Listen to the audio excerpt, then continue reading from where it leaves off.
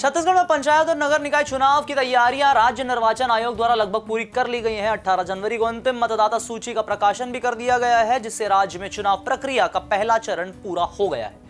अब यह संभावना जताई जा रही है कि आज राज्य निर्वाचन आयोग चुनाव की तारीखों का भी ऐलान कर सकता है। तारीखों के ऐलान के साथ ही राज्य में आदर्श आचार संहिता लागू हो जाएगी, जो चुनावी प्रक्रिया और राजनीतिक गतिविधियों को नियमित करने का कार्य करेगी। इस घोषणा से राजनीतिक सरगर्मियां तेज हो गई हैं और राज्य के प्रमुख पार्टियों बीजेपी और कांग्रेस अपने रणनीतियों को अंतिम रूप देने में जुट गए हैं। दोनों पार्टियों के प्रत्याशी टिकट पाने के लिए प्रयासरत हैं, जिससे राजनीतिक हलचलें तेज हो चुकी हैं। अब क्या है भाजपा की आगे की रणनीति, आचार संहिता पर क्या है, अपडेट करेंगे सभी जानकारी आपसे साझा। नाम हमारा आशीष गुप्ता और आप देखना शुरू कर चुके हैं NS24/7 डिजिटल। बीजेपी ने नगरीय निकाय चुनाव के लिए प्रत्याशियों के चयन हेतु एक विस्तृत प्रक्रिया अपनाई है। पार्टी ने पार्षद पद के उम्मीदवारों के चयन के लिए मंडल, जिला और संभागीय समितियों का गठन किया है। प्रत्याशी चयन प्रक्रिया के तहत मंडलों से दावेदारों के नाम आएंगे, जिन्हें जिला समिति तक भेजा जाएगा।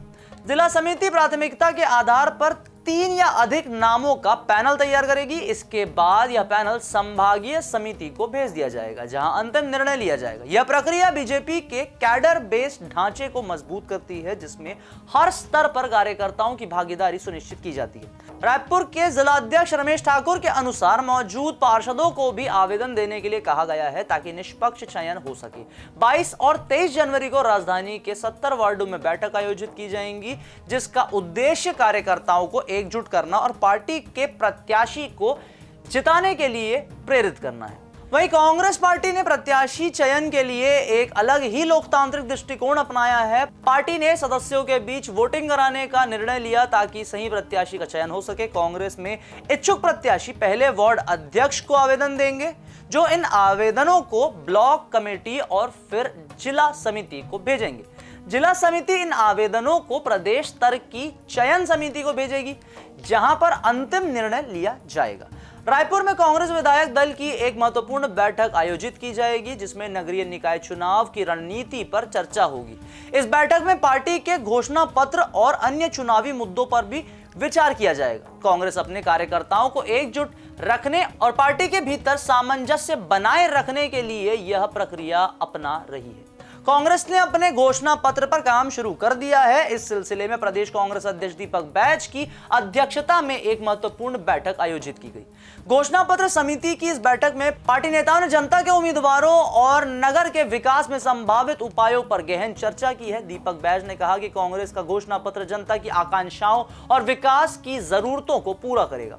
उन्होंने यह भी आश्वासन दिया है कि यह घोषणा पत्र समय से पहले तैयार होगा और इसमें जनता से जुड़े हर महत्वपूर्ण मुद्दे को शामिल किया जाएगा। चुनावी तैयारियों के साथ ही राज्य में आदर्श आचार संहिता लागू होने की संभावना है। आचार संहिता लागू होने से सभी राजनीतिक गतिविधियों पर निगरानी रखी जाएगी और चुनाव प्रचार के दौरान अनियमितताओं को रोका जाएगा। राज्य निर्वाचन आयोग ने सभी तैयारियों को अंतिम रूप दे दिया है और चुनाव प्रक्रिया को निष्पक्ष और पारदर्शी बनाने के लिए कड़े कदम उठाए जा रहे हैं। आचार संहिता लागू होने के बाद उम्मीदवारों की गतिविधियों पर नियंत्रण होगा और चुनावी खर्च पर निगरानी रखी जाएगी। इससे सुनिश्चित होगा कि चुनाव शांतिपूर्ण, निष्पक्ष तरीके से संपन्न हो सके।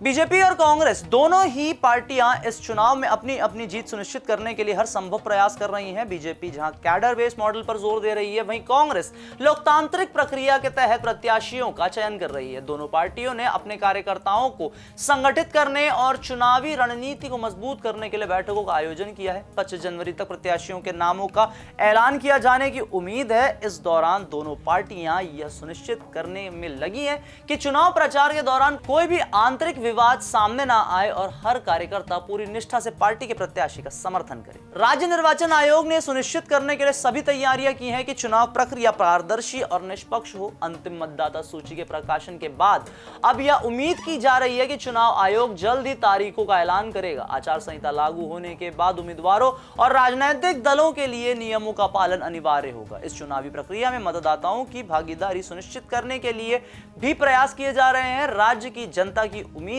इस चुनाव से जुड़ी हैं और सभी की निगाहें चुनाव आयोग की घोषणा पर टिकी हुई है। यह चुनाव राज्य में लोकतंत्र को और मजबूत करने का एक बहुत बड़ा अवसर प्रदान करेगा। तो ये थे छत्तीसगढ़ से सबसे लेटेस्ट अपडेटेड नगर निकाय चुनाव पर रिपोर्ट। वीडियो अगर आपको पसंद है तो इसे लाइक करें, शेयर करें, अपने दोस्तों को अवेयर करें और चैनल को फॉलो सब्सक्राइब करना ना भूलें।